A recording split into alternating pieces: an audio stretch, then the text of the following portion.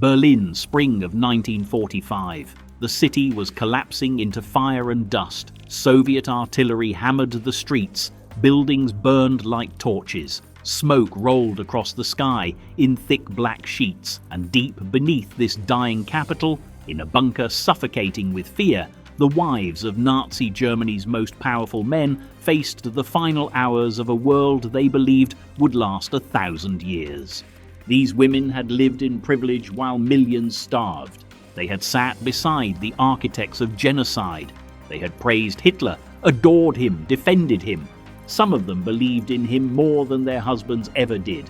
But as the Red Army closed in and the Third Reich began its final descent into chaos, their loyalty turned into their punishment, their power into terror, their devotion into something far darker. Some would murder their own children. Some would flee through a shattered country, hunted like criminals. Some would cling to Nazi ideology until their final breath. And some would die never knowing what happened to the men they worshipped. And the most disturbing truth, many of them believed they had done nothing wrong. Magda Goebbels had always been more than a wife. To Nazi insiders, she was the perfect symbol of Hitler's vision. Graceful, elegant, loyal, and utterly devoted. She stood at Hitler's side during rallies, praised him in private letters, and raised her 6 children to adore him as a father figure. She believed without question that the future belonged to the Reich. As Berlin disintegrated in late April of 1945, Magda and Joseph Goebbels did not run. They moved into the Führerbunker with their children, aged between 4 and 12.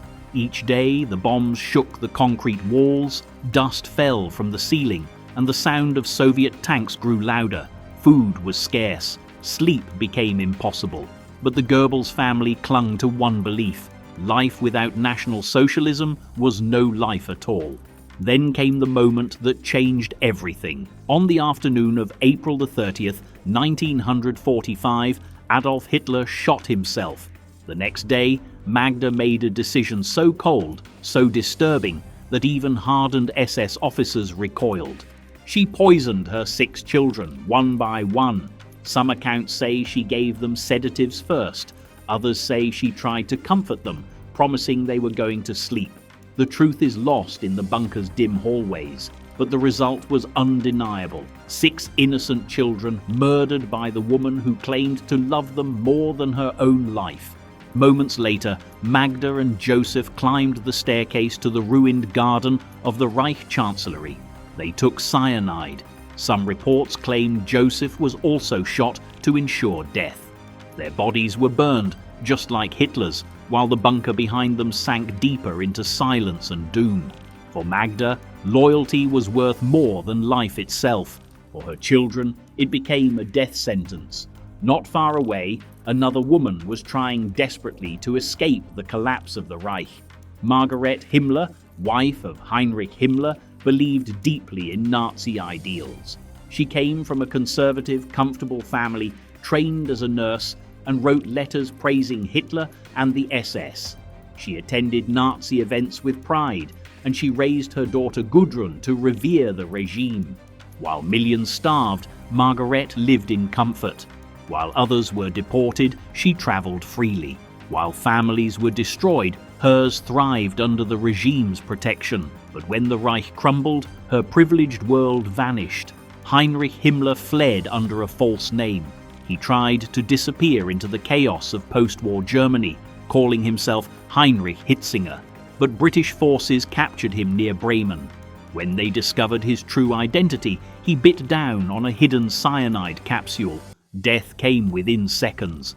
Margaret was arrested on the 13th of May, 1945, while hiding in northern Italy. The Allies saw her not as an innocent wife, but as someone who benefited from and supported one of the most brutal men in modern history. She spent years in Allied internment camps.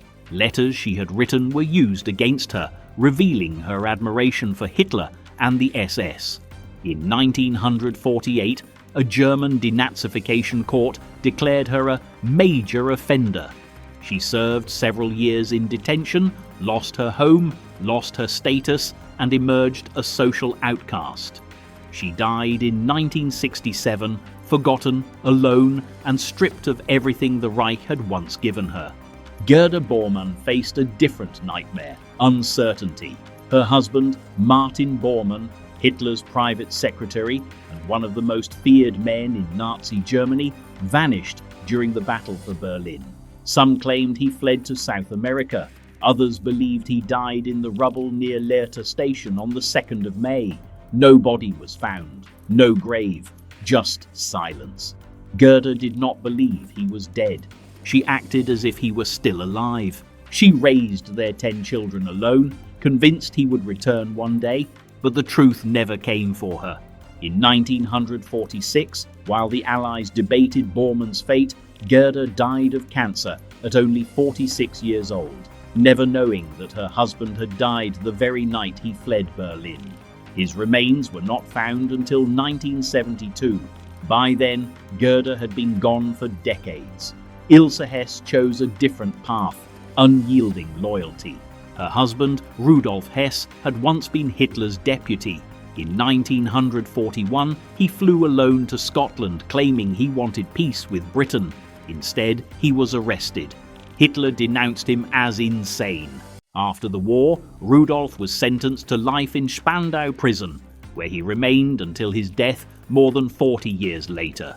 Ilse Hess defended him until her final breath. She published books, gave interviews, and argued endlessly that Rudolf Hess had been a misunderstood visionary. She never renounced Nazism. She never accepted guilt. She died in 1995, still clinging to the ideology that destroyed Europe. Not all Nazi wives supported their husbands' crimes.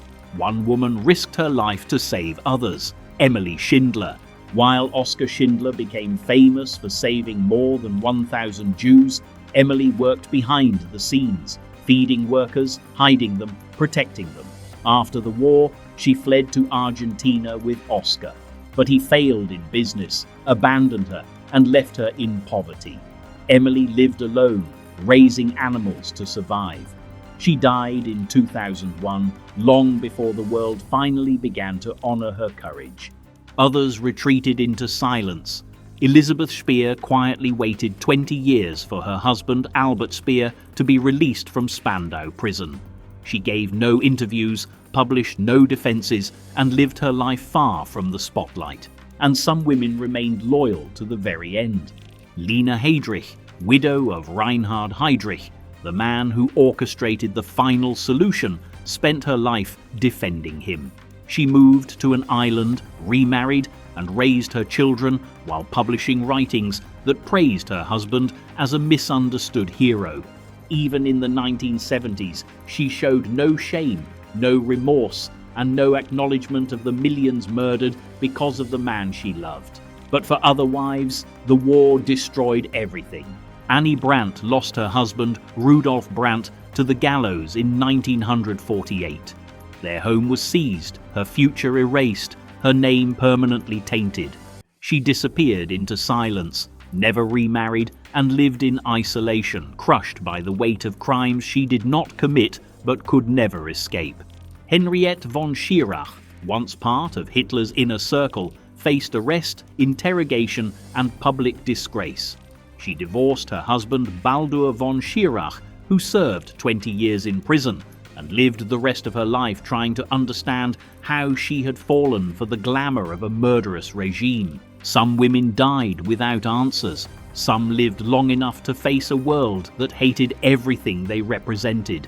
Some clung to their beliefs. Some broke under the shame. But none of them walked away untouched. Their final moments revealed a disturbing truth. The collapse of Nazi Germany did not end with its leaders. It swallowed the women who stood beside them, hiding behind privilege, loyalty, or silence, and left them to face a world that would never forgive their past. History doesn't forget. It only waits to be retold. Subscribe for more untold stories from the darkest chapters of history.